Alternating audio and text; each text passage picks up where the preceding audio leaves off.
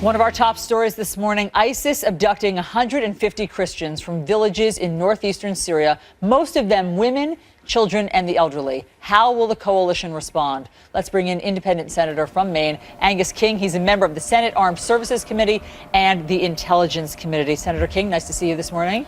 Good morning, Allison. How are you? I'm well, but when we hear about 150 Christians, women, children, the elderly being abducted by ISIS, and we fear that they'll meet the same gruesome fate as the last round of Christians that they kidnapped did, being beheaded, it sure doesn't feel like the coalition airstrikes are working.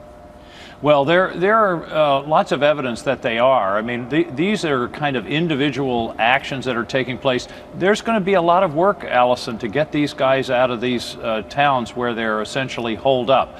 But the airstrikes have taken out a lot of their infrastructure. They've taken out some of these small oil situations that they've been able to use to fund themselves, their trucks, their heavy equipment. But, you know, you've still got some very bad people that are they seem to take not only pleasure but enjoy the publicity of these gruesome killings. But what they're doing, and I think this is important, is really turning off the rest of the world, particularly the Arab world.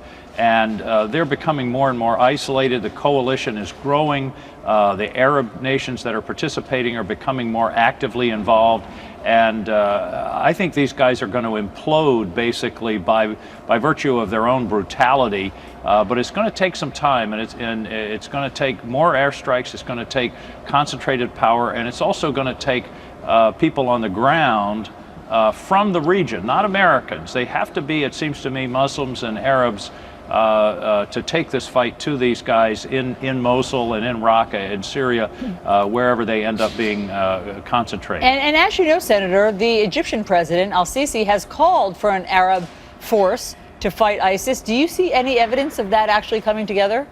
Well, I've heard a lot of talk, and in several of the countries, not only Egypt, but other areas in the other countries in the Gulf. I think they are getting there. I'll tell you, I was with King Abdullah of Jordan about an hour after he learned of their pilot being burned alive, and I've never seen anybody so determined as he was, and they immediately upped the ante in terms of their activity. So, and that's what it's going to take. It's got to be a coalition. It's got to be Arab and Muslim troops, and then we've got to keep up the air pressure. But, you know, what we've got here, Allison, are people with 7th century ethics and 21st century weapons. I mean, these guys are living in the Middle Ages, and they're dangerous. They're dangerous to us, and they're certainly dangerous to everyone in the Middle East. As you know, Senator, back here at home, the president has asked Congress to authorize the fight against ISIS. What's your problem with the AUMF? Well, number one, I don't have a problem with the fact that we're at least finally having this debate. I've been arguing that Congress should have a role in this decision since last summer, since the first airstrikes into Syria. Nobody wants to go to war. I think the president has submitted a realistic and a good base for discussion. What's really hilarious, if you can find any humor in this situation, is that in this AUMF argument, the Republicans are arguing that the president isn't asking for enough authority, and the Democrats are arguing that the president is asking for too much authority, and it's sort of the reverse of what we see in a lot of these other issues. But I think Bob Corker and the Senate Foreign Relations Committee are going to take a close look at that. And this is a piece of legislation the American people can really take a look at themselves. It's literally one page long. And it really gets down to what should be the definition of the president's power. And I think the important thing, the most important thing, is for Congress to step in and make a decision and not just kick it over to the president and the executive as we've been doing for so long. This is our constitutional responsibility. One of the issues with the AUMF is that some people thought that it was too vague. The word enduring seemed unclear to people. Secretary Kerry tried to clarify that yesterday. Let me tell you how he defines it. He says, if you're going in for weeks and weeks of combat, that's enduring. If you're going in to assist somebody in fire control and you're embedded in an overnight deal, or you're in a rescue operation or whatever, that is not enduring. Does that clarify it for you?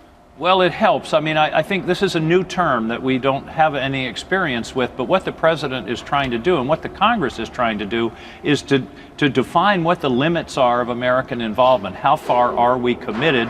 And of course, the concern is very few people, including me, want to commit large numbers of American troops for a continuing period, a kind of 100,000 people for a ground war for, in Afghanistan, it turned out to be 13 years. So we're trying to find what the right limits are. The president has suggested this term, enduring offensive combat operations. Maybe that's not the right language, but I think we're going to have to continue to wrestle with what the definition is. But the idea is to not write the president a blank check. If you do that, then really there's not a lot of reason to go through this process. So I think we're gonna work out some language, I hope. But as I say, the irony is I've been in committee meetings where the Republicans say, well, we don't think there ought to be any limits on the president's authority. Funny they don't say that about the Affordable Care Act or immigration.